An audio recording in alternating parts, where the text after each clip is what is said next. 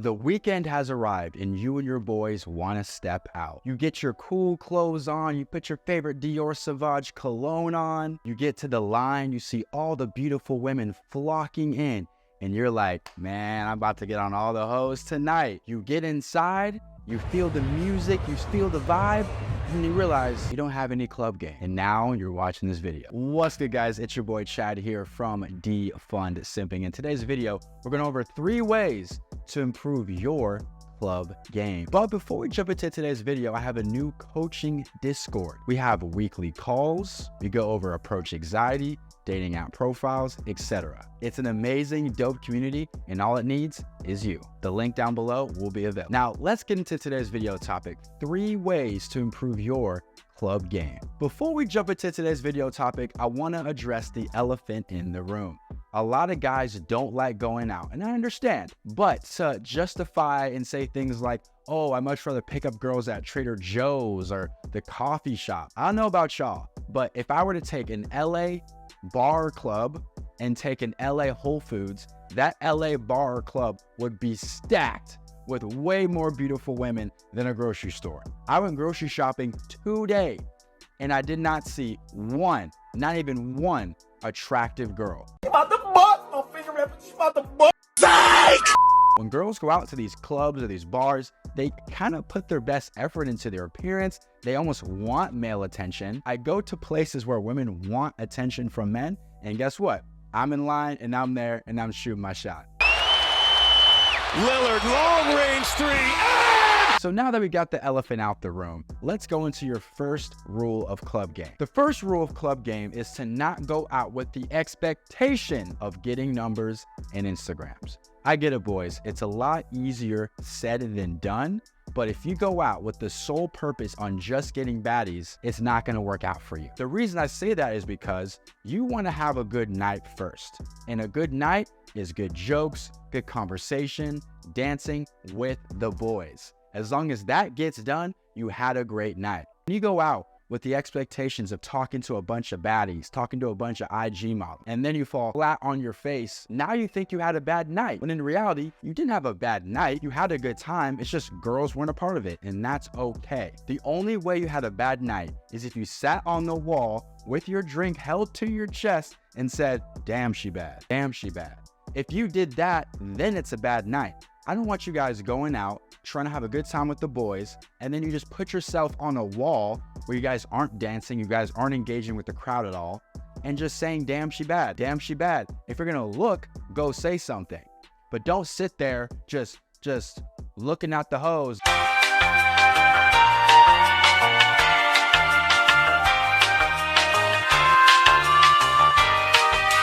like this and not saying anything. If you're that type, then yes, then it was a bad night. If you happen to get an Instagram, you happen to get a phone number, you had a good interaction with the bartender or a girl, fantastic.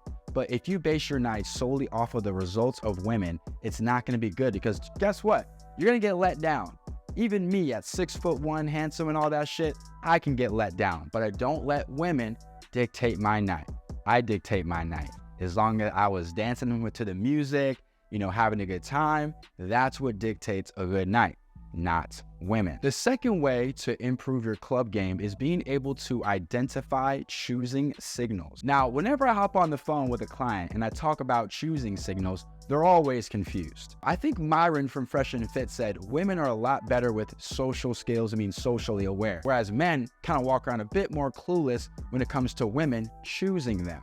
I guarantee you, even you, as ugly as you may be, a girl has chosen you before and you didn't even notice. So let's go through the 3 most common choosing signals in the nightclub. The first one is the obvious eye contact. Now guys, a girl does a quick scan and you guys happen to make eye contact, and there's like a direct beam, like she beamed right at you. Listen, boys, you have to be able to take life by the balls. If you see a girl look at you 1, 2, 3 times and you expect her to make the move, it's gonna turn her off. Every single girl wants the fairy tale of she looks at some guy and he looks at her back and then he came over and said something. That's what they want, so give it to them.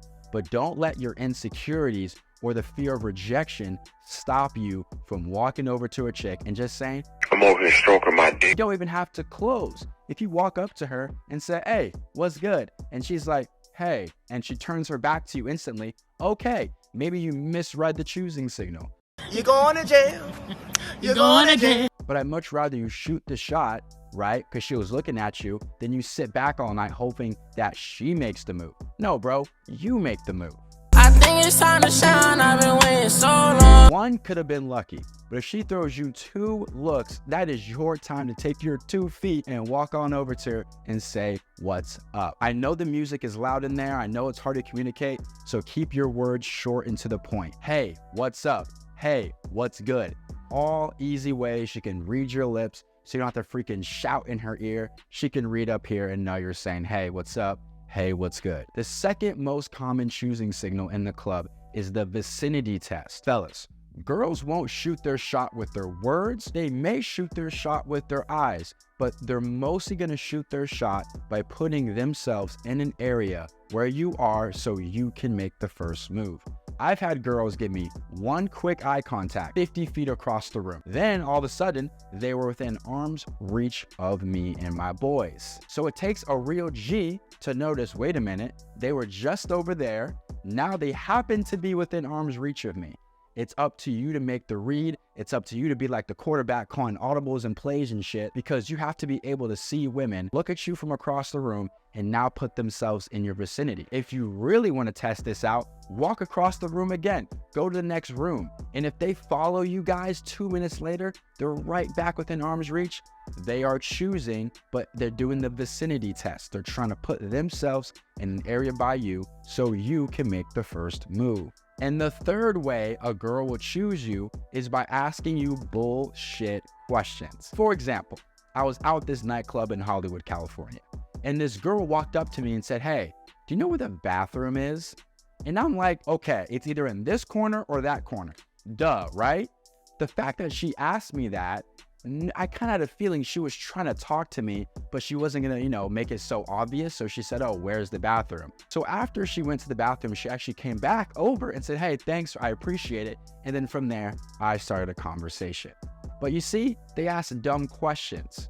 Another example of a dumb question is her asking, subscribe to Defund Simping and don't forget to join the coaching Discord. when does this place close? All it takes is a quick Google search or asking a bartender or asking a bouncer. But no, she came up to you and asked you, when does the bar close? That's not a very smart question to ask. Most bars in California, last call 1:30, by 1:45 they want you out, 2 o'clock doors are shut. Pretty self-explanatory. So if girls are going out of their way to ask you dumb questions, that's their way of choosing you. And here's another bonus tip. If you're on the dance floor and you keep having a body bump into you, either it's the back or it's the side, she's always putting her body on you, that's her choosing.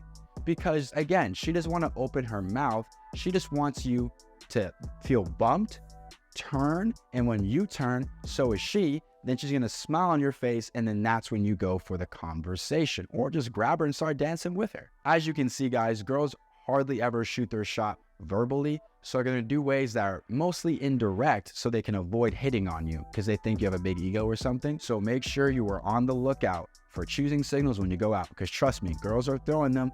You just have to have the eye to catch them. The third way to improve your nightlife is to get a section in the club. Huge disclaimer, I'm not advising young men to go out to a nightclub in LA or New York and Miami and buy a table. Unless you have the easily financial means to do that, I don't want you to do that. Because what's the point of spending 5 to 10 grand on a bunch of girls you don't know who just are gonna take your freaking alcohol?